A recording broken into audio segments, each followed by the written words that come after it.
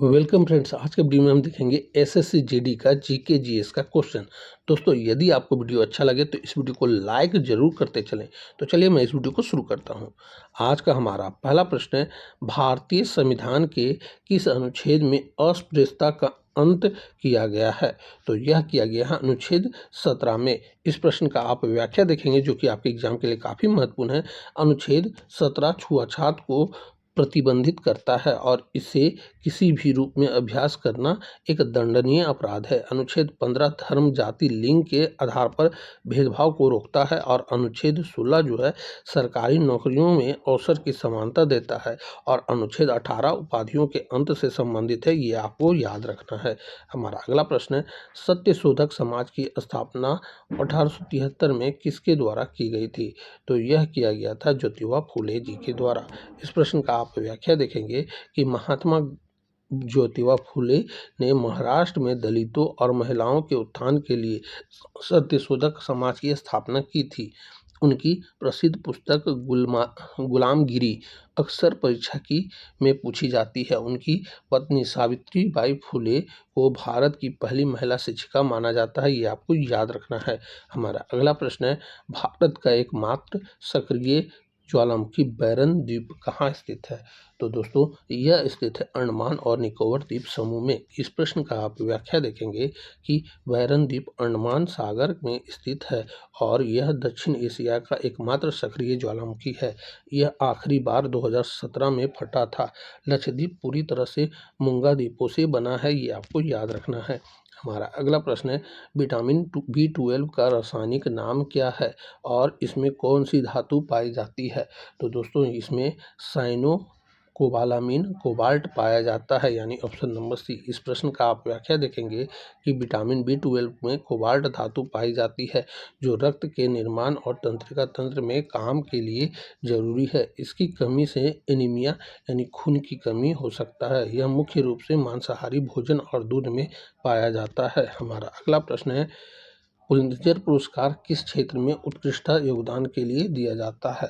तो यह दिया जाता है पत्रकारिता और साहित्य के क्षेत्र में। इस प्रश्न का आप व्याख्या देखेंगे कि इसकी शुरुआत 1917 में हुई थी और यह अमेरिका के कोलंबिया विश्वविद्यालय द्वारा प्रशासित किया जाता है। यह पत्रिका साहित्य और संगीत रचना के क्षेत्र में दुनिया के सबसे प्रतिष्ठित पुरस्कारों में से एक है। हमारा अगला प्रश्न है, द्वितीय विश्व युद्ध के दौरान भारत में कौन सा बड़ा आंदोलन शुरू किया गया था? तो यह शुरू किया गया था भारत छोड़ो आंदोलन। इस प्रश्न का आप व्याख्या देखेंगे कि 8 अगस्त 1942 को गांधी जी ने बम्बई के ग्वालिया टैंक मैदान से करो या मरो का नारा दिया था और भारत छोड़ो आंदोलन की शुरुआत की थी। असहयोग आंदोलन 1920 में और सविनय अवज्ञा आंदोलन 1930 में शुरू किया गया था। ये आपको याद रखना है। हमारा अगला प्रश्न है, रक्तचाप मापने की के लिए किस उपकरण का उपयोग किया जाता है? तो इसमें स्फिग्नोमैनोमीटर का उपयोग किया जाता है। इस प्रश्न का आप व्याख्या देखेंगे कि एक स्वस्थ वयस्क का सामान्य रक्तचाप 120/80 होता है। स्टेथोस्कोप का उपयोग हृदय की धड़कन सुनने के लिए किया जाता है, जबकि हाइड्रोमीटर के तरल पदार्थों का घनत्व मापा जाता है। ये आपको याद रखना है। हमारा अगला प्रश्न है, यूनेस्को की विश्व धरोहर सूची में शामिल रानी की वाव भारत के किस राज्य में स्थित है?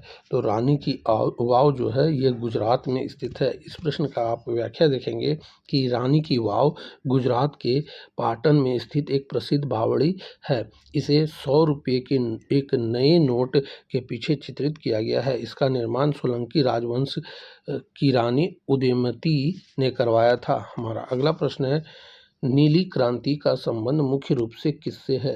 तो नीली क्रांति का संबंध मुख्य रूप से जो है यह मत्स्य उत्पादन से है। इस प्रश्न का आप व्याख्या देखेंगे कि भारत में मत्स्य पालन को बढ़ावा देने के लिए सातवीं पंचवर्षीय योजना के दौरान नीली क्रांति शुरू की गई थी। हीरालाल चौधरी और अरुण कृष्णन को इसका जनक माना जाता है। श्वेत क्रांति दूध से संबंधित है। ये आपको याद रखना है। हमारा अगला प्रश्न है, जोग जलप्रपात किस नदी पर स्थित है? तो जोग जलप्रपात जो है शरावती नदी पर स्थित है। इस प्रश्न का आप व्याख्या देखेंगे कि जोग जलप्रपात कर्नाटक के शिमोगा जिले में स्थित है। यह भारत के सबसे ऊंचे सीधे गिरने वाले जलप्रपातों में से एक है।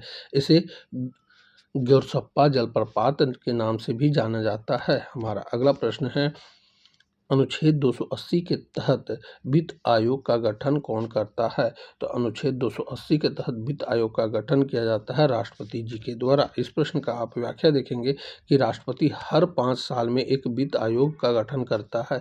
इसका मुख्य कार्य केंद्र राज्यों के बीच के बंटवारे की सिफारिश करना है। भारत के पहले वित्त आयोग के अध्यक्ष केसी जी थे। हमारा अगला प्रश्न है, सौरमंडल का वह ग्रह जिसके पास एक भी उपग्रह नहीं है वह शुक्र ग्रह है। इस प्रश्न का आप व्याख्या देखेंगे जो कि आपके एग्जाम के लिए काफ़ी महत्वपूर्ण है।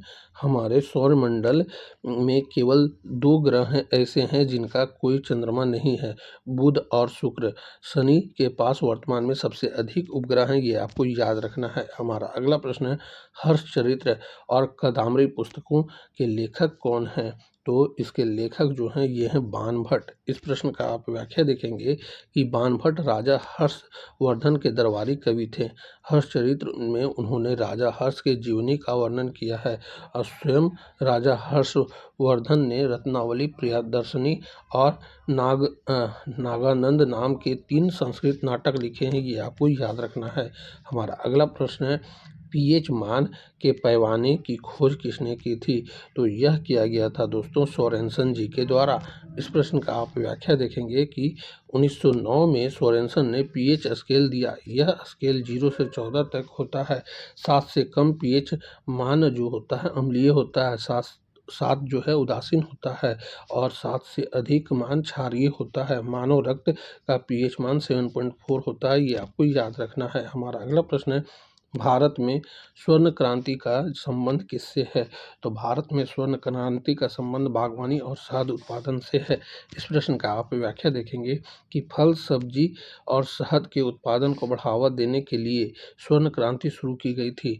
निरपक्ष तुतज को इनका जनक माना जाता है। कपास को सफ़ेद सोना कहा जाता है और जूट को सुनहरा रेशा कहा जाता है। ये सभी बातें आपको याद रखना है एग्जाम के लिए।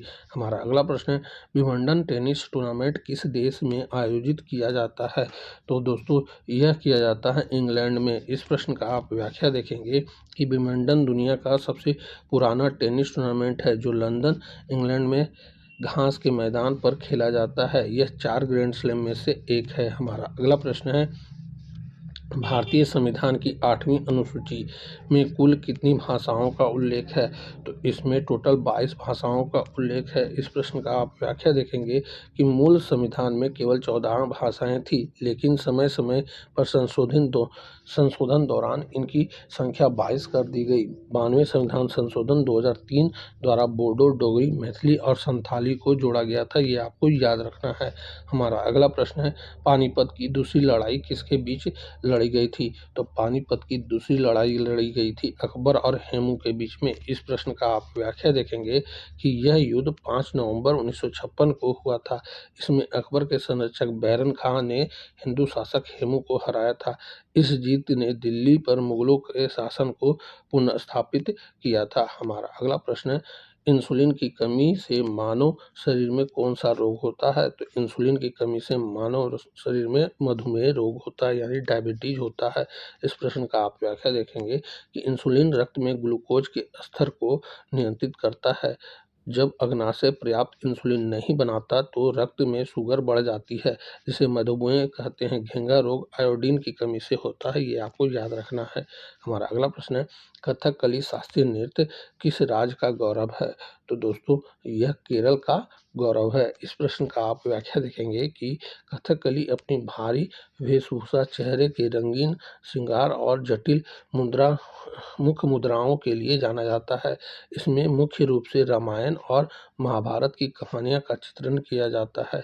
इसमें पुरुष द्वारा ही महिलाओं के पात्र भी निभाए जाते हैं। हमारा अगला प्रश्न है, विश्व की सबसे गहरी झील कौन सी है? तो विश्व की सबसे गहरी झील जो है यह बैकाल झील है। इस प्रश्न का आप व्याख्या देखेंगे कि यह रूस के साइबेरियन क्षेत्र में स्थित है। यह न केवल दुनिया की सबसे गहरी झील है बल्कि मीठे पानी की सबसे पुरानी और आयतन के हिसाब से सबसे बड़ी झील है। कैस्पियन सागर दुनिया की सबसे बड़ी क्षेत्रफल में झील है, ये आपको याद रखना है। हमारा अगला प्रश्न, अनुच्छेद 324 के तहत चुनाव आयोग के सदस्यों की नियुक्ति कौन करता है? तो इसमें किया जाता है राष्ट्रपति जी के द्वारा। इस प्रश्न का आप व्याख्या देखेंगे, राष्ट्रपति मुख्य चुनाव आयुक्त और अन्य चुनाव आयुक्तों की नियुक्ति करता है। इनका कार्यकाल 6 वर्ष या 65 वर्ष की आयु तक होता है। भारत के पहले मुख्य चुनाव आयुक्त सुकुमार सेन जी थे। हमारा अगला प्रश्न है, रडार का पूर्ण रूप क्या है? तो रडार का पूर्ण रूप जो होता है वह होता है रेडियो डिटेक्शन एंड रेजिंग, यानी ऑप्शन नंबर ए। इस प्रश्न का आप व्याख्या देखेंगे, रडार रेडियो तरंगों का उपयोग करके दूर स्थित वस्तुओं की दूरी, दिशा और गति का पता लगाने के लिए किया जाता है। हमारा अगला प्रश्न है, लोकसभा का सदस्य बनने के लिए न्यूनतम आयु क्या निर्धारित किया गया है? तो यह 25 वर्ष निर्धारित किया गया है। हमारा अगला प्रश्न है, उससे पहले इस प्रश्न का आप व्याख्या देखेंगे, लोकसभा और विधानसभा के सदस्य बनने के लिए 25 वर्ष की आयु चाहिए। राज्यसभा और विधानसभा परिषद के लिए 30 वर्ष और मतदान करने की आयु 18 वर्ष और 61वां संविधान संशोधन द्वारा 21 से 18 किया गया था, ये आपको याद रखना है। हमारा अगला प्रश्न है, IPL 2024 का खिताब किस टीम ने जीता था? तो IPL 2024 का खिताब जो है यह जीता गया था कोलकाता नाइट राइडर्स के द्वारा। इस प्रश्न का आप व्याख्या देखेंगे कि KKR ने फाइनल में सनराइजर हैदराबाद को हराकर अपना तीसरा IPL खिताब श्रेयस अय्यर इस टीम के कप्तान ने किया था। तो दोस्तों यहीं पे हमारा 25 क्वेश्चन पूरा होता है। आपके 25 क्वेश्चन में से कितने प्रश्न सही हुए हैं आप हमें कमेंट करके ज़रूर बताएंगे। तो अब हम आपसे मिलेंगे अगली वीडियो में, तब तक के लिए जय हिंद, वंदे मातरम।